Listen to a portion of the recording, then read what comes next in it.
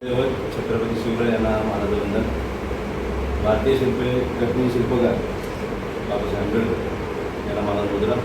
तसे या ठिकाणी उपस्थित असलेले व्यासपीठावर सर्व मान्यवर आणि सर्वप्रथम मी तुमची सर्वांची दिलगिरी व्यक्त करतो की 11:30चा कार्यक्रम मी इथे या ठिकाणी 2:15 या ठिकाणी पोहोचलो. परंतु पाऊस देखील होता. आपले माजी जिल्हाध्यक्ष संतोष शिर्के यांना तुमच्या पक्षाला सकाळी मगाशी ॲडमिट करायला म्हणजे ॲम्ब्युलन्स पाठवून दिली. आपल्याला ॲम्ब्युलन्स झाला त्यामुळे मला थोडा उशीर झाला. त्यानंतर माझ्या मंडळाची मीटिंग होती, म्हणजे ती पण निवडणूक मीटिंग होती. त्यामुळे जरा मला उशीर झाला. त्यामुळे माझी चिपळूणवासियांची दिलगिरी व्यक्त करतो, परंतु माझ्यामध्ये उशीर होत नाही. मला काल खताच्या सरांचा फोन आला की असा पक्ष प्रवेश आहे आणि विद्यार्थी सेनेतील आहे. मला तो विद्यार्थी सेनेचं पण आहे का आपल्याकडे? विद्यार्थी सेनेपासूनच सन्माननीय राजसाहेब ठाकरे त्या चळवळीत पडले आणि त्या चळवळीतून आज महाराष्ट्र सेनेचा पक्ष उभा राहिला. म्हणजे एक विद्यार्थी सेनेचा विद्यार्थी काय करू शकतो याचं सर्वात मोठं उदाहरण म्हणजे सन्माननीय राजसाहेब ठाकरे आहे.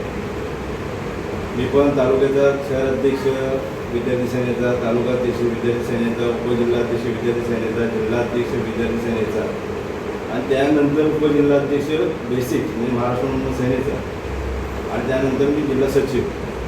भविष्यात तुमच्या आशीर्वादाने अजून मोठी पदं भेटली तर आपण ती घुसू. पण ह्या लेवलला येण्यासाठी आपल्याला जो संघर्ष करावा लागतो त्यासाठी आपण सर्व तयार व्हायला पाहिजे. आता मोठं आंदोलन तुमच्या विद्यार्थ्यांसाठी चालू आहे नीटच्या आपलं पेपर. तुम्ही विद्यार्थी अजून मला समजत नाही, काही तुम्हाला कळत नाही का, काही तुमच्या डोक्यात काही सिलेक्ट मला माहीत नाही. सन्मान्य राजसाहेबांनी त्या सोमन गावचून यांना पाठिंबा दिला.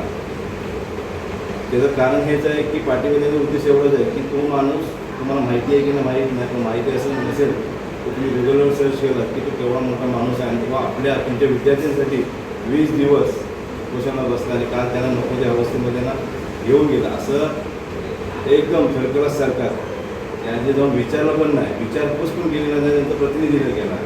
आणि हे सर्व तुमच्यासाठी झालं, विद्यार्थ्यांसाठी, माझ्या पुढच्या भविष्यात असणाऱ्या पिढीसाठी झालेलं आहे. आणि त्यासाठी तुम्ही सर्वांनी एकजूट व्हायला पाहिजे, आवाज उचलला पाहिजे. कारण नीटची परीक्षा जी रद्द होती किंवा तिचा पेपर कुठे तुटतो त्यामुळे निर्लज्ज म्हणजे लज्जास्पद गोष्ट आहे. आणि विद्यार्थ्यांनी जर आता हा तुम्ही बघा, तुम्हाला इथे या ठिकाणी सन्माननीय राष्ट्रपती विचारांना प्रेरित होऊन तुम्ही या ठिकाणी आला. अमित ठाकरेंचे उत्तम काम आहे विद्यार्थी सेनेमध्ये. तर ज्यावेळी तुम्ही खरोखर मनापासून काम करायला या विद्यार्थी सेनेचं, महाराष्ट्र सेनेचं, ते तुम्हाला कळलं राजकारण काही घाणेरडं नाही. राजकारण घाणेरडं म्हणावं की राजकारणामध्ये लोक आहेत. लक्षात घ्या, सन्मान्य राजसाहेबांनी आजपर्यंत जे तुम्ही बघा, मला वाटतं तुम्ही 2005 पासून त्यांची भाषणं ऐकली तर ते जे बोलले ते आता घडत चाललेलं आहे.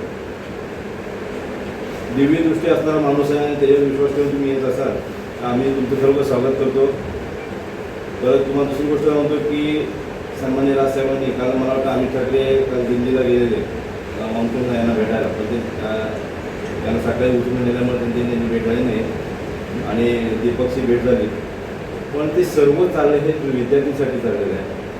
हे सरकार तुमचं विद्यार्थ्यांचं काही घेणं देणं पडलेलं नाही. त्यांना तुम्ही वाया जा, फुकट जा, कशा कुठे नशेत जा, त्याला काही पडलेलं नाही आहे.